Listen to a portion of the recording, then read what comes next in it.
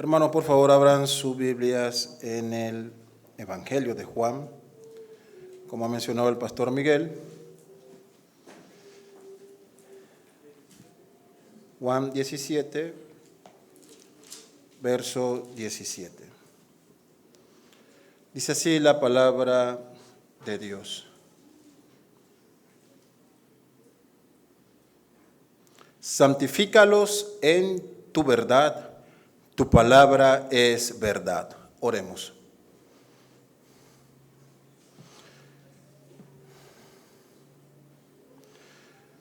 Padre nuestro que estás en el cielo, alabamos y glorificamos tu santo nombre, Señor, en esta hora.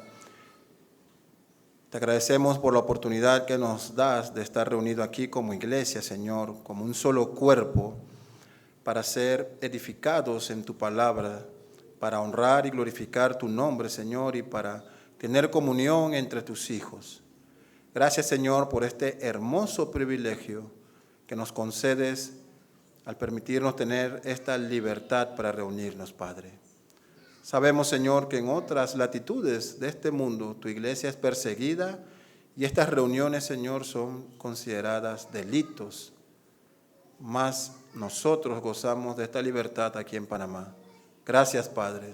Ayúdanos, Señor, a ser diligente en el servicio a tu nombre cada domingo. En este encuentro al que llegamos, Señor, para recibir tu palabra.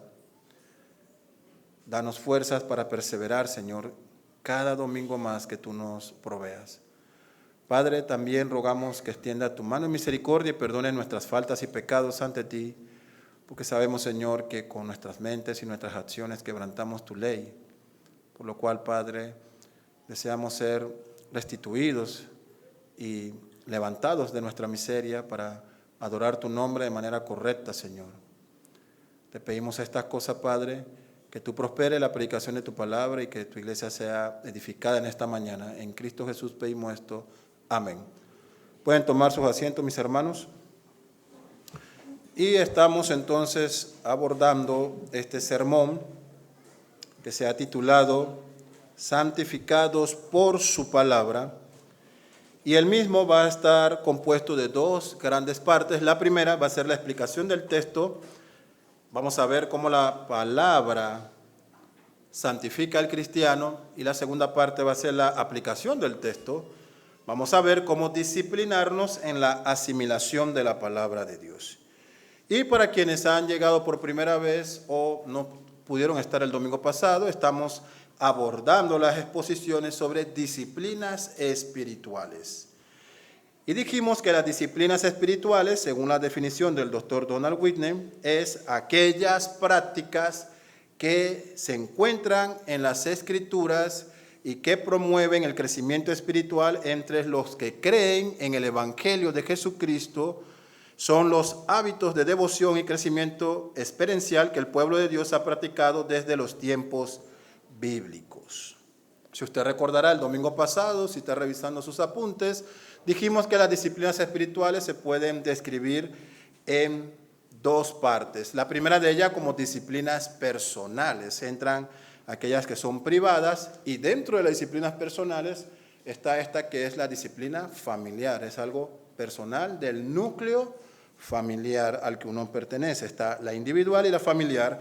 Y tenemos esta otra descripción que son las disciplinas interpersonales, es decir, la disciplina congregacional, como aquella que estamos experimentando en esta mañana cuando todos, ya siendo individuos o parte de una familia, nos unimos con el resto de los hijos de Dios para este culto en honor al nombre de Dios, a través del cual somos disciplinados, somos formados por medio del estudio y la exposición de la palabra de Dios, el compañerismo y otras disciplinas más.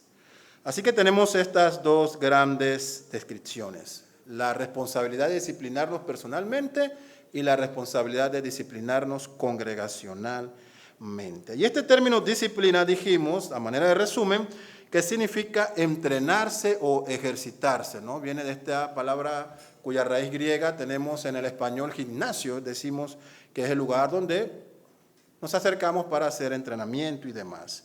Y que el otro término, piedad, significa conducta santa. y que las disciplinas espirituales tienen como meta final la piedad, que usted adquiera una conducta santa, que usted cultive una vida piadosa. Esa es la meta del creyente, es ser formado por el Espíritu Santo cada día más a la semejanza de Jesucristo, es ser modelado a nuestro Salvador. Esa es la meta a lo que cada creyente debe aspirar. Por tal razón, desde el momento de la conversión de cada uno de ustedes y de mi conversión, se espera que progresivamente, algunos un poco más rápido, otros tal vez un poco más despacio, pero que progresivamente cada uno de nosotros esté cada día más formándose a la imagen de Cristo, no retrocediendo desde donde el Señor nos sacó de nuestra miseria, no, sino creciendo y madurando espiritualmente. Así que estas disciplinas espirituales son asimilar la palabra de Dios, la oración, la adoración, la evangelización, el ayunar y meditar, etcétera, ¿no? Y la primera disciplina que tratamos el domingo pasado fue la oración.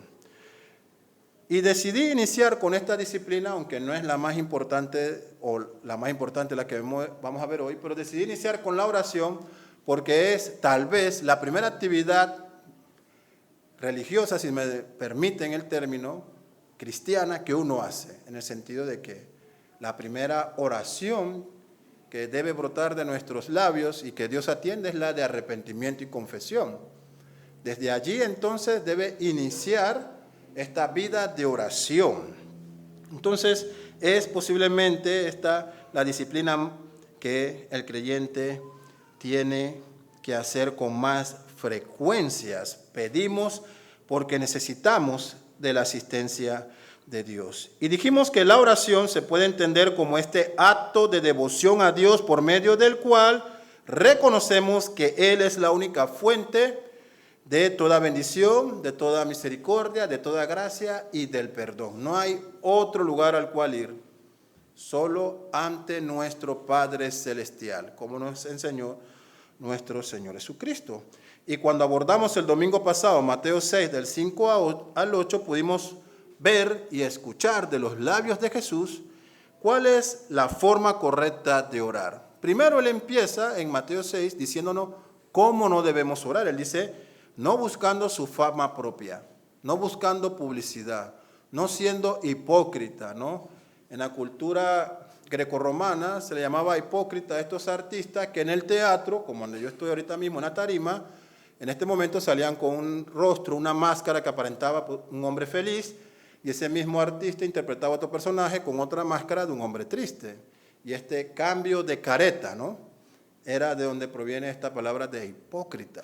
Cristo dice, esos aman orar, máscara de piedad. Aman ser vistos por los hombres, estar en las plazas, en las esquinas, levantándose y haciendo grandes oraciones con el fin de recibir el aplauso de los hombres. Dice Cristo, ellos tienen su recompensa. Tú, discípulo, no seas como los hipócritas. Además, no debes orar sin sentido como los gentiles. Ahora, estos tal vez no estaban en la plaza, pero creían que por la repetición, el conjuro de palabras, una detrás de otra, santo, santo, santo, Señor, Señor, Señor, Señor, iban a lograr con este fervor doblegar a Dios a responder a sus oraciones. Y vimos cómo aún los sacerdotes de Baal contra Elías oraron hasta el mediodía y se zanjaban con cuchillos, dice el relato, y del cielo no hubo respuesta para su oración. No es teniendo una apariencia de piedad y robando gloria a Dios, tampoco es a través de nuestro esfuerzo fervoroso, sino que la oración debe ser completa y totalmente basada en nuestra dependencia a Dios, en este acto de devoción. Cristo dice debe ser personal, debe ser privada, es el contexto de Mateo 6, debes buscar el lugar que has destinado para adorar a Dios en oración. Él dice, ve a tu aposento, utilizando esta palabra que tenía como implicación la bóveda para guardar tus cosas preciosas. Ve a ese lugar, acércate al Señor en sinceridad, con palabras verdaderas de tus necesidades, porque Él conoce todas las cosas que tú requieres Y Él está esperando que tú ores en base a esa necesidad que Él ya sabe que tienes.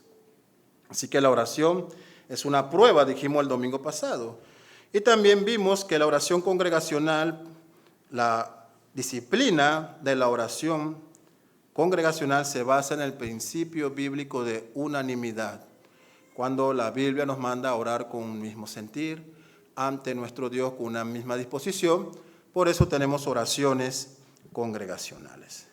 Así que hoy nos aproximamos a ver la más importante de las disciplinas espirituales y es la de asimilar las sagradas escrituras, asimilar la palabra de Dios. Para ver esto, observamos la petición ahora, vamos a observar en una oración de los labios de Cristo, cómo Él intercede para que sus discípulos usen la palabra como este medio para adquirir santidad. Y se ha dicho, hablando un poco del contexto de Juan 17, se ha dicho que de todas las oraciones de Jesús que se registran, esta que encontramos en Juan 17 es la más profunda y magnífica. Sus palabras son claras, sencillas, pero majestuosas. Son simples, pero misteriosas. Sumergen al lector en profundidades insondables de la comunicación intertrinitaria entre el Padre y el Hijo y abarcan toda la extensión de la historia redentora. Desde la elección hasta la glorificación, incluye regeneración, revelación, iluminación, reservación, preservación, santificación en el capítulo 17 del Evangelio de Juan. Es un pasaje hermoso. Y el contexto en que se da esto es Cristo trayéndole consuelo a sus discípulos. Él está camino a la cruz, se encuentra rumbo a Jerusalén, donde ya le ha dicho a sus discípulos, voy a ser entregado en mano de los judíos y seré muerto allí. Y ellos no quieren. Tal cosa no te acontezca, dice Pedro. Dios no quiere, en pocas palabras. Evitemos eso. Y él tiene entonces esta oración de consuelo en el capítulo 17. Thomas Watson, puritano inglés del siglo XVII, escribió, un hombre piadoso no puede vivir sin la oración. Un hombre no puede vivir a menos que respire, ni el alma puede vivir a menos que respire sus deseos ante Dios. Y si usted quiere estudiar todo el capítulo 17 de Juan, puedo sugerirle la siguiente estructura. Los primeros 5 versos tenemos la oración de Jesús por sí mismo ante el Padre.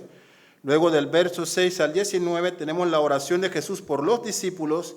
Y del verso 20 al 26 tenemos la intercesión de Jesús por todos aquellos, incluyéndote a ti, hermanos, que creerían por la palabra de los discípulos de Él.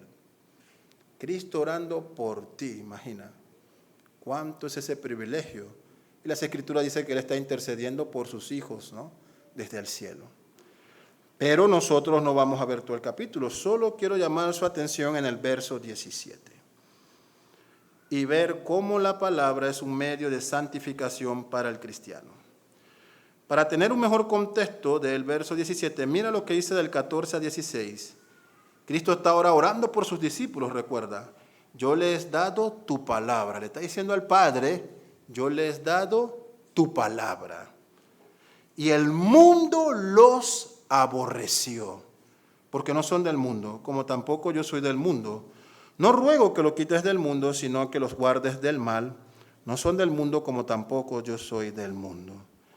Así que Cristo está orando ante su Padre y le dice, Padre, de estos hombres que tú me has dado para que yo preserve, para salvarlos, yo le he entregado la palabra que tú me has dado. Yo le he dado este don majestuoso de tu revelación. Los misterios que tú me diste, yo se los revelé a ellos. Y los he mandado a que lleven tu palabra. Y como le he dado esto a ellos, el mundo dijo, qué cool. El mundo los odia, dice Cristo. El mundo los ha odiado. Si usted vio el boletín de hoy, oramos por las iglesias perseguidas. ¿Por qué? Se pregunta esto. Tenemos que llenar el boletín y una oración por los cristianos en todo el mundo que sufren persecución. Entendemos, hermanos, que estos hombres y mujeres y pastores y iglesias aquí en Panamá, en el resto de Latinoamérica, en Europa, Asia, África, en Medio Oriente, donde es prohibido el Evangelio, han recibido la palabra de Dios y por consiguiente el mundo los odia. Por eso pedimos por ellos, para que el Señor los guarde. Así que la palabra de Dios nos ha llegado como un don divino. Dios nos ha otorgado toda su voluntad revelada y escrita. Él nos la dejó en el aire, Él promovió que fuera escrita para el bienestar de nuestras almas. Y el mundo, mis hermanos, odia todo lo que tiene que ver con Dios. Odia a Dios, odia al Hijo de Dios, odia al Espíritu Santo de Dios, odia la palabra de Dios y odia a cada persona que decide vivir en cumplimiento de la palabra de Dios.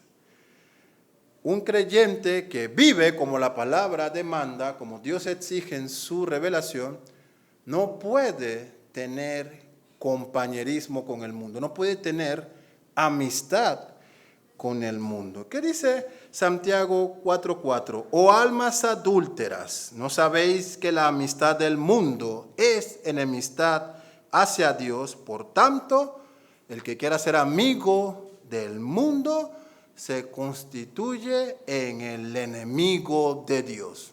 Sencillo, hermano. Sencillo. Si quieres vivir un cristianismo aceptable ante el mundo, ciérrala, guárdala y olvídate de la Biblia. Si quieres ser invitado como un religioso más de esta era, olvídate de las Sagradas Escrituras. Porque desde el momento en que tú vivas en conformidad a este don precioso, el mundo te va a detestar y odiar. Ese es el contexto en los versos. De lo que tú me has dado, yo le he dado tu palabra y el mundo los ha odiado. Pero Cristo intercede en el verso 17 y dice, santifícalos en tu verdad. Tu palabra es verdad. Como tú me enviaste al mundo, así yo los he enviado al mundo. Y por ellos yo me santifico a mí mismo para que también ellos sean santificados en la verdad. Y aunque el mundo los odie, dice Cristo, ellos tienen tu palabra, la han recibido y la han guardado y ahora yo los envío al mundo. Como corderos entre lobos, vayan al mundo. Esta petición aquí de Cristo se puede entender en el original como conságralos en tu verdad. Es decir, apártalos para ti por medio de la verdad absoluta que es tu santa palabra, que puedan ser apartados del mundo por medio de una efectiva santificación de la vida, de modo que de mente y corazón, de pensamientos, palabras y obras, vivan cada vez más y más de acuerdo con la ley de Dios, dice Hedrinsen. Eso es santificados en su palabra, un medio para modelarnos a una conducta santa. Dentro de las disciplinas espirituales, ejercitarse en la palabra de Dios es prioridad, no opción, es prioritario. Al disciplinarnos correctamente en las Sagradas Escrituras, sabrás cómo entender la voluntad de Dios, sabrás cómo orar, cómo ayunar, cómo evangelizar, cómo servir, cómo tener mayordomía, etc. Y usted puede ver esas deficiencias aquí en esta iglesia. Cuando no se tiene un ejercicio constante en las Escrituras, tomamos de los métodos que hemos aprendido de otros lugares para hacer lo que hacíamos anteriormente. Usted lo puede ver, revise su teología del evangelismo. Revise la teología de discipulado que usted cree. Revise su teología sobre eclesiología. ¿Qué cree usted sobre la iglesia y el gobierno de la iglesia? Y compárelo a lo que la Biblia dice. Revise lo que usted cree acerca de su servicio como creyente, de su mayordomía. Se habla mucho de mayordomía. Okay, revisemos las cuentas bancarias de cada uno de nosotros para ver cómo estamos ejercitando la mayordomía. Si estamos hasta aquí de deudas, es una evidencia de que no estamos siendo buenos mayordomos de lo que tenemos. Las Escrituras es prioritario, ejercitarnos en ella es necesario. Siempre, ahora en el aspecto de la disciplina congregacional, Efesios 3:10, pasaje hermoso, describe a la iglesia con el propósito para el cual ha sido llamado. ¿Cuál es? Hacer actividades, reuniones de matrimonio, de jóvenes, de solteros, de viudos, de los que se quieren y los que no se quieren casar. No, dice, han sido llamados para ser anunciadores de la multiforme sabiduría de Dios a través de la administración de su palabra. Estoy parafraseando el pasaje. Propósito de la iglesia. No es el de tener el mejor grupo musical, ni tampoco el de recaudar grandes cantidades de dinero a través de las ofrendas, sino administrar la palabra de Dios. Ser anunciadores de estas verdades. Esto no quiere decir que no debamos tener música y que no debamos tener otros elementos de la adoración. Todos esos elementos se deben someter a las Sagradas Escrituras.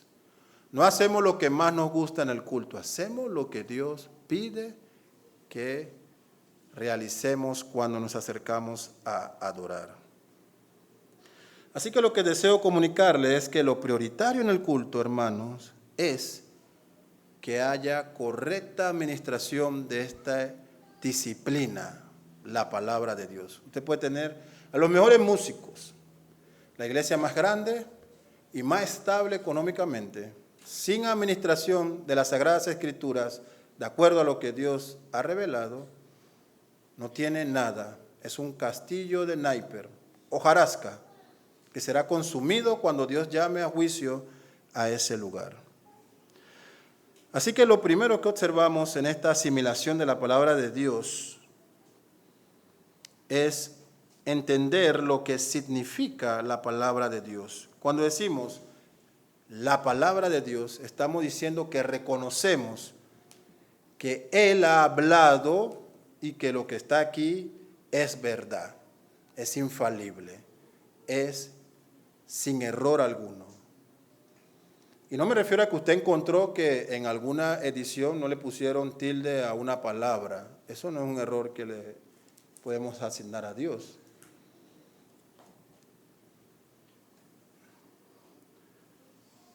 Así que somos realistas, hermanos, cuando sabemos que en nuestro contexto actual las personas no soportan 20 minutos de exposición de la palabra de Dios. La prueba más grande del predicador es seguir predicando aunque se duerman los que lo escuchan. Es una prueba, hermano. Los pensamientos que uno puede tener, estoy siendo tan aburrido así, que el hermano que nunca se duerme, hoy se durmió. Por eso que muchos predicadores optan por innovar. Espectáculos, gritos, saltos, corridas, unción del saco, como algunos sugieren. Para ser santificados por la palabra de Dios, como tenemos la petición de Juan 17:17, debemos, en primer lugar, desear ser gobernado en su totalidad por la palabra de Dios. Ese debe ser un deseo en usted. Usted de verdad quiere ser gobernado en su totalidad por la palabra de Dios. En segundo lugar, usted quiere tener como máxima norma en su vida y en su doctrina la palabra de Dios. No sus opiniones y presuposiciones concebidas de lo que usted ha aprendido o cree que debe ser la doctrina cristiana, no. Lo que la palabra de Dios enseña. Y en tercer lugar, de verdad, usted debe amar la palabra de Dios. Y para que esto ocurra, el creyente debe disciplinarse en esta asimilación de la palabra de Dios. Esto no va a ocurrir por magia. ¿Sí? Yo no tengo el poder de infundirle asimilación por la palabra de Dios, por más que usted lo quiera. Esto debe existir a través del ejercicio, ejercitarse, esforzarse, procurar buscar las sagradas escrituras. Esto no es tampoco solo un conocimiento intelectual. He leído la Biblia y conozco intelectualmente. Es más que eso. Hay que tener una comprensión intelectual, efectivamente, pero debe también tener la práctica de lo que ha entendido, la experiencia al poner por obra lo que la palabra de Dios demanda. Así que vamos a ver esta segunda parte, la aplicación de esta petición. ¿Cómo disciplinarnos en la asimilación de la palabra de Dios? Debemos decir que no hay vida cristiana sana sin una correcta dieta de la palabra de Dios. Todos los nutrientes para que usted como hijo de Dios crezca y madure a la imagen de Jesucristo están contenidos en ese maravilloso libro. Es la dieta que Dios ha preparado. Así que la asimilación de la palabra de Dios incluye los siguientes aspectos. Anote allí. En primer lugar, y vamos a ver solo 2 de esta lista, el otro domingo seguiremos, usted debe entrenarse en escuchar la palabra de Dios. En segundo lugar, debe entrenarse en leer la palabra de Dios.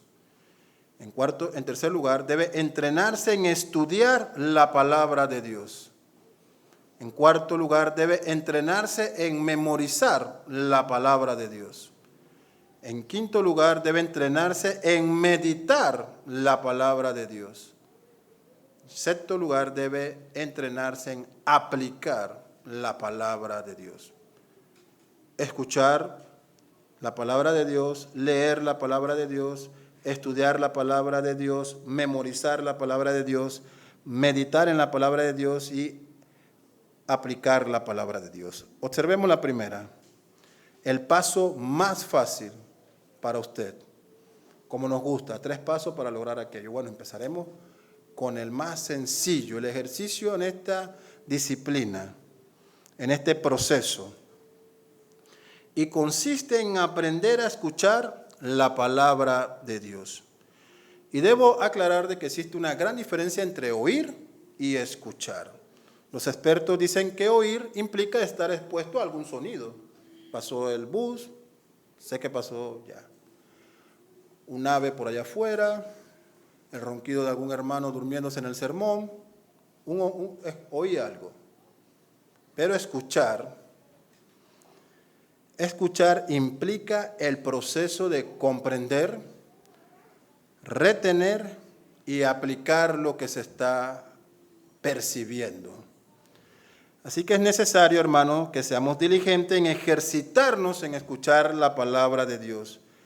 Para esto, usted, teóricamente, estoy seguro que en la práctica también, separó este día y este momento para acercarse ante Dios y escuchar, comprender, ¿sí?, reflexionar y aplicar lo que Dios tenía para usted hoy. Usted no se acercó aquí a la iglesia solo para oír. Usted ha separado este tiempo para escuchar a Dios hablar. ¿Y qué nos dice la palabra? Miren cómo Jesús promueve el escuchar con propósito. En Lucas 11:28, pero Él dijo, al contrario, dichosos los que oyen la palabra de Dios y la guardan, ¿no? El que escucha ella, el que escucha y retiene, comprende, guarda la palabra de Dios. En Romanos 10:17, así que la fe es por el oír y el oír por la palabra de Dios. En el original, esta palabra que tenemos traducida como oír, no implica el estar expuesto de manera indiferente a la palabra, implica una escucha atenta del mensaje de Dios. El que está escuchando, oyendo el mensaje de la palabra de Dios. En Mateo 7:34, Jesús motiva el escuchar y poner por obra sus palabras. Por tanto, todo el que me oye estas palabras, dice, y la pone en práctica, es como un hombre prudente que construyó su casa sobre la roca. Y en Filipenses 4:9, Pablo exhorta a los filipos a poner por obra lo que han oído de él. Dice, pongan en práctica lo que de mí han aprendido, han recibido, han oído. Note usted lo que Pablo le exhorta a la iglesia. Pongan por obra lo que han oído de mí y lo que han visto en mí, y el Dios de paz estará con ustedes. Alguien dijo, y siempre se me ha quedado esa expresión, quisiera encontrar al autor, los cristianos no mienten, nunca. Ellos cantan las mentiras. ¿Y qué cantamos antes de este sermón? Bellas palabras de vida. ¿Usted reflexionó en lo que cantó? Hallo en ella gozo y luz. Luz de vida, dice la primera estrofa. Son mi sostén y mi guía. Bellas palabras de vida, dice el coro. Qué bellas son las palabras de vida. Jesucristo a todos da, ¿qué cosas? Bellas palabras de vida. Qué bellas son. Oyo su dulce voz. Bondadoso te salva y al cielo te llama. Qué bellas son las palabras de vida. Grato el cántico sonará, bellas palabras de vida. Tus pecados perdonarás, bellas palabras de vida. Usted lo cantó. Y el pasaje en que se basa este himno es ideal. Juan 6:3. Las palabras que yo os he hablado son espíritu y son vida. Usted la cantó. Y la pregunta obligatoria es si usted vive lo que cantó. Si eso es verdad en su vida, porque usted se lo acaba de cantar a Dios en conjunto con todos nosotros. Notamos entonces la importancia de aprender a escuchar las palabras de Dios, las bellas palabras de vida. Esto implica, hermano, una disposición cuando nos acercamos a escuchar la palabra de Dios. Si estamos en casa, ¿sí?, en nuestro tiempo de devoción personal o familiar, el tiempo que se aparta implica tener disposición para escuchar, aprender a escuchar correctamente la lectura de la palabra de Dios de forma audible. Si usted lee la Biblia con su cónyuge, lea la Biblia con sus hijos, en cualquier caso, aprenda a escuchar con comprensión la palabra de Dios. Mira cuando nos reunimos en el culto. ¿Tenemos la disposición correcta cuando nos acercamos aquí cada domingo? ¿Cuántos aquí se han preparado desde ayer para este preciso momento? ¿Cuántos aquí, hermanos? ¿Cuántos dijeron después de tal vez mediodía, estoy en casa con mi familia, estoy preparándome, voy a tener un tiempo con ellos, voy a explicarles lo que ocurrirá mañana, vamos a la iglesia, es el día del Señor, no me quiero ver enredado, no quiero dormirme tarde, no quiero irme al cine, por decir algo, quiero prepararme. Lo que ocurrirá mañana, es decir, hoy, es un evento trascendental, el encuentro de Dios con su pueblo, cara a cara aquí. No es la visita a un familiar, ni la reunión con colegas del trabajo. Disposición para acercarse el domingo a escuchar a Dios. Estoy seguro que si le dice el presidente actual o el presidente de su preferencia, póngale nombre al que usted guste, tienes un almuerzo conmigo en el Palacio de las Garzas el día miércoles, estarían así, ¿no? ¿Qué me pongo? ¿Cómo me arreglo? Wow, cuando esté allí en el Salón Amarillo, junto al presi, me tomo una foto. Estaría preparándose, ¿verdad? ¿Cuánto más para acercarse a Dios? Yo sé, hermanos, que somos muy felices cada domingo cuando nos vemos. Yo lo he notado. Abrazos, manifestaciones de cariño. Pero a veces, hermanos, minutos antes del culto, esto no parece el lugar donde nos encontraremos con Dios. Parece el Mercas Panamá o la terminal de Albro un 24 de diciembre o Albro Mall. Y no está mal que nos extrañemos y nos querramos y nos demostremos afecto, pero estamos a poco instante de entrar ante Dios para escucharlo. E igualmente cuando se acaba el culto, se supone que Dios ha predicado y le ha hablado y usted debe por lo menos llevarse eso para rumiar como mínimo el resto del día. Pero nos olvidamos de eso y hablamos nos vemos en Nación Suchi o en Nicos, o qué tal si nos almorzamos en tal lado. Ven a mi casa. Salió de un evento más, no de la presencia de Dios. No es una reunión cualquiera. Debemos discernir que estamos en la casa de Dios, que nos acercamos para adorar a Dios. Debemos tener disposición correcta antes del culto, durante el culto y después del culto. Disposición correcta.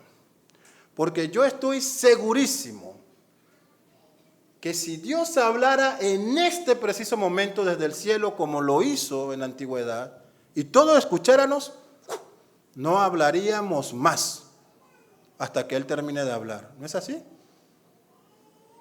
¿O usted haría esa insolencia de interrumpirlo? Guardaríamos silencio inmediatamente.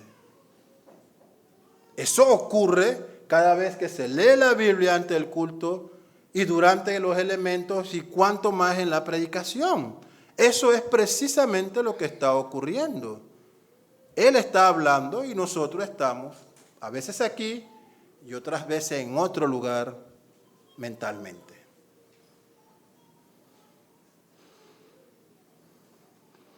El día del Señor, hermano, tampoco termina cuando el pastor dice la doxología final y estamos despedidos. Usted no hace chat lead, ya fui a la iglesia. Tiempo libre, vacaciones como mis hijos, que los exámenes terminaron el miércoles, agarraron la maleta y la tiraron y tuvimos que nosotros, oye, calma, todavía te faltan 2 bimestres más, tranquilo, solo es una semana libre. No es así cada domingo. El día del Señor no termina después de la doxología final, el día del Señor continúa.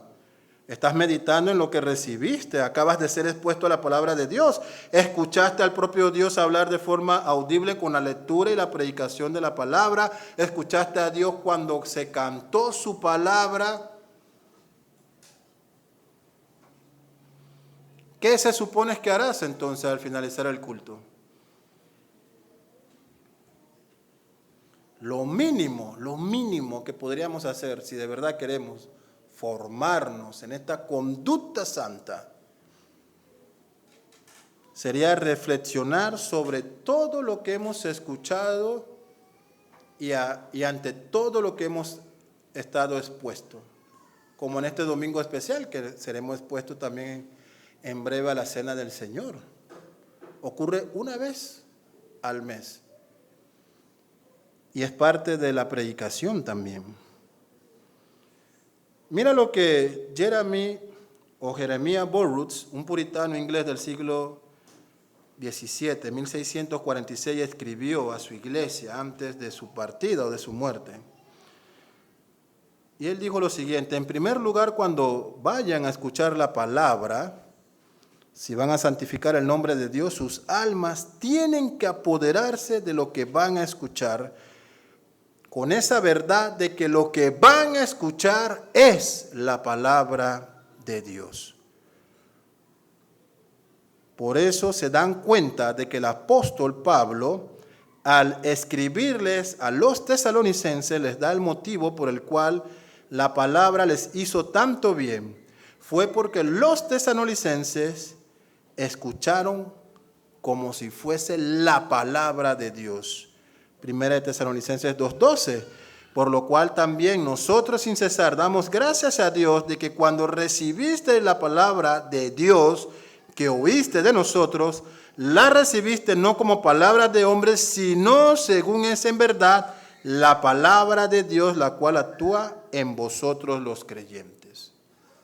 Disposición de escuchar correctamente la palabra de Dios.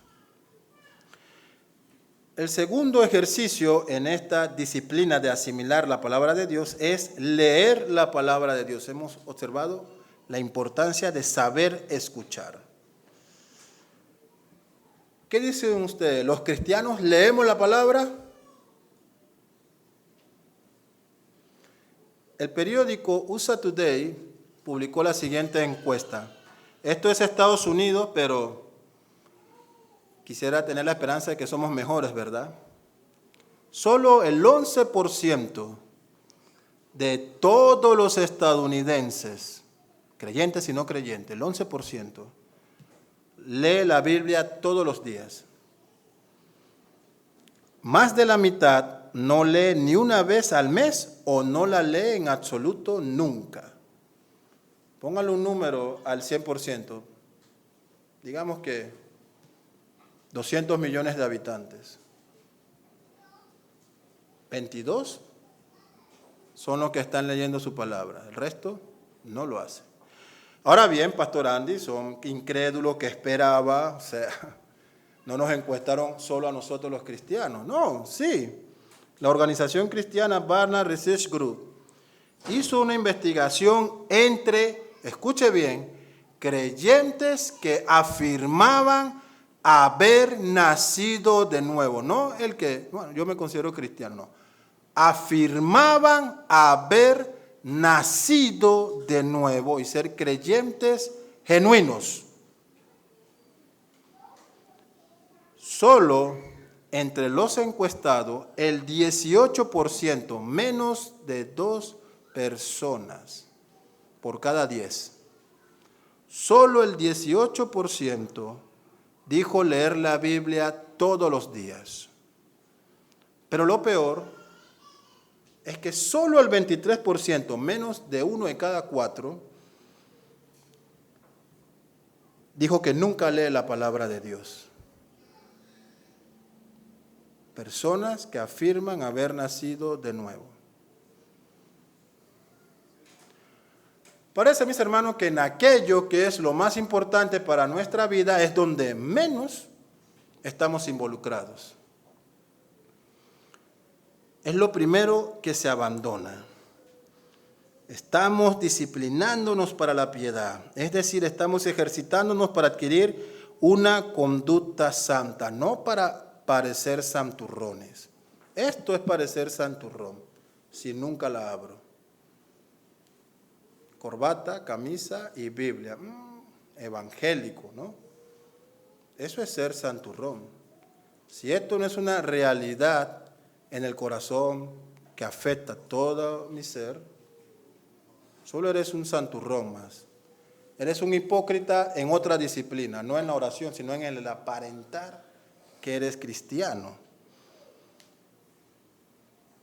No solo de pan vivirá el hombre. Cristo está bajo el ataque de Satanás. Una tras otras van esas tentaciones en el desierto y llegan y Cristo dice, basta, basta. El hombre vivirá no solo de pan, sino de cada palabra que sale de la boca de Dios. Cada palabra.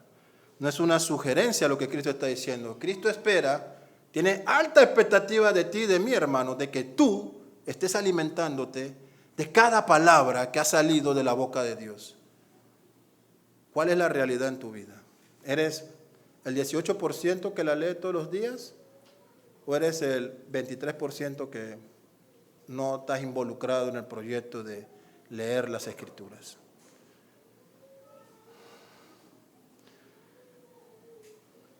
Si tienes poco interés en escuchar la Biblia, es natural que tengas poco interés en leerla. Si estar los domingos en el culto se convierte en una prueba en donde la pregunta más importante es ¿cuándo Andy Jr. va a terminar el sermón para irme a hacer mis cosas? Las puertas están abiertas. Dios no depende de tu presencia aquí. Dios busca adoradores que le adoren en espíritu y en verdad. Porque tales adoradores, dice Juan 4, el Señor busca.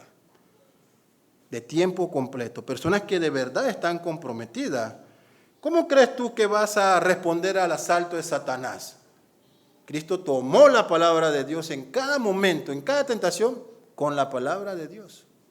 Solo al Señor tu Dios adorarás. A Él solo servirás. No tentarás al Señor tu Dios. No solo de pan vivirá el hombre, sino de todo. Cada ataque a Satanás, que el texto dice que Satanás, viéndose derrotado, lo dejó por un tiempo. Así que si no tienes interés en estar aquí, si estas 2 horas en el culto son toda una tortura, hermano mío, yo no creo que tú aguantes la eternidad en el cielo. Honestamente no te veo preparado para ese lugar. Si esto aquí es difícil de ti. Difícil es para mí que esté siendo rostizado mientras predico este sermón. Y aquí estoy adquiriendo un bronceado cada domingo con estas lámparas.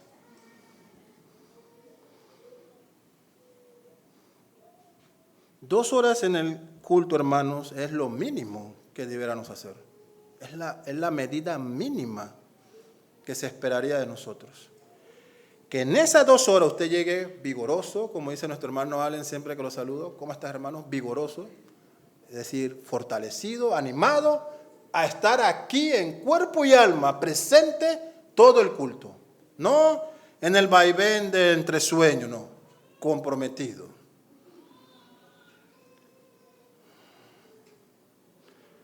Todos los días, hermanos, necesitamos de la palabra de Dios. Mira lo que el evangelista D.L. Moody expresó. Él dijo, el hombre no puede tomar una porción de gracia para el futuro, así como no puede comer lo suficiente para los próximos 6 meses, o guardar aire suficiente en sus pulmones en una sola bocanada para vivir durante una semana. Día a día debemos recurrir a la inagotable reserva de la gracia de Dios en su palabra, de acuerdo a nuestra necesidad. Haga ayuno intermitente de los alimentos, no de la palabra de Dios, hermano. No hay ayuno de la palabra de Dios. Aunque muchos tal vez ya han superado los 40 días de ayuno de Cristo, pero en la palabra. ¿Cuántos de nosotros, hermanos, necesitamos perseverar en la lectura de la palabra? Mira lo que dice 2 Timoteo 3:16. Todas las escrituras son inspiradas por Dios. Son útiles para enseñarnos lo que es verdad, para hacernos ver lo que está mal en nuestras vidas. Es lo que está el texto tratando de decirnos. En todas las áreas son útiles. ¿No te parece que esto es suficiente razón para leer la Biblia? ¿Cuánto tiempo pasas con la palabra de Dios? ¿Cuántos tienen un año de convertidos? Pueden levantar su mano, ¿no? 2, 5 años de convertido. 10 años de convertido o entre 5 y 10. 15 años de convertidos. Yo ni me acuerdo por ahí más. 2 décadas de ser creyente. 2 décadas. 2 décadas y medias. 3 décadas de ser creyente. ¿Cuántas veces has leído la Biblia por completo? ¿Quiénes la han leído? Ninguna vez. De Génesis y Apocalipsis, ninguna vez la han leído. No tengan la pena, hermano. Los diáconos no se le van a acercar después del culto y decir, usted levantó la mano y dijo que nunca la había leído, entonces pase por favor a la sala oscura. No, eso no va a pasar. Diáconos, por favor, no hagan eso. Una vez en su vida. 2 veces, 3, 4, 5, 10 veces. 20 veces.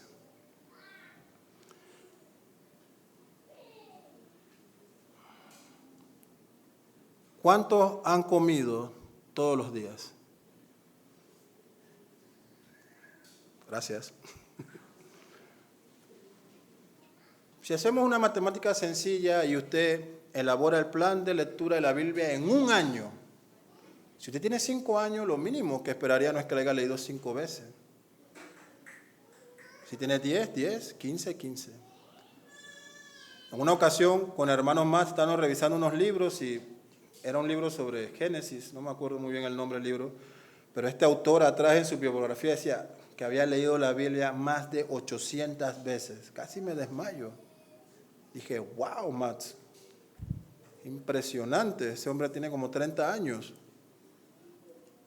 Creemos que si lo puso ahí es verdad, obviamente, pero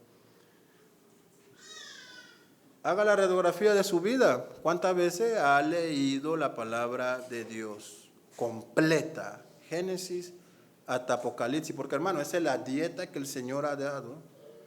Yo sé que Números nos quita el ánimo y luego Deuteronomio nos hace abandonar el proyecto, pero con pasajes de complicaciones como eso, tenemos otros ingredientes de la palabra de Dios que compensan ese ánimo para seguir. Leer las Escrituras requiere de un tiempo destinado para este ejercicio de la piedad. Es un plan, es un proyecto de su vida, hermano. Usted debe organizar las lecturas de tal forma que pueda obtener de diferentes partes de la Biblia porciones que te ayuden a mantener la dieta dinámica de la palabra de Dios. Por ejemplo, puedes tener en el día porciones del Antiguo Testamento, como los libros de la ley, acompañados de algo del libro de sabiduría, de los Salmos y Proverbios, con Nuevo Testamento. Generalmente este es lo que los planes bíblicos que la Biblia de Estudio traen, que algunos hermanos han elaborado, buscan darle dinamismo a eso, para que el creyente pueda tener una dieta de diferentes porciones de las Escrituras. Lo que te quiero decir, hermano, es que es posible y es tu deber ser diestro en las Escrituras. Leerla, no en pedazos. Es una revelación progresiva. Es la historia de la salvación, desde Génesis hasta Apocalipsis.